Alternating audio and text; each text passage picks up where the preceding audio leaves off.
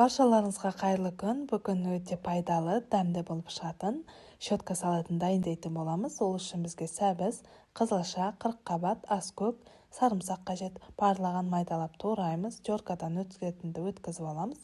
Және керегінше дәміне қарай тұзын сеуіп, оливкия масло немесе сұйылмаймызды құйып, толықтай араластырып аламыз.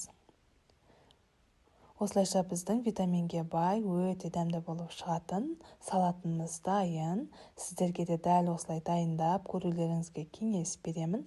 Осылайша аптасына 2 рет дайындап күнделікті қолдансаңыздар да болады. Өте дәмді әрі сіздің іш құрылысыңызға барлығына көмек беретіні сөзсіз. Барлықтарыңызға дәл осы салатты дайындап көрулеріңізге кеңес беремін. Достар, видеом ұнаса лайк басып, менің парақшама тіркеліп кетуді ұмытпаңыздар. Сіз де дәл осылай дайындап көріңіз, ас болсын.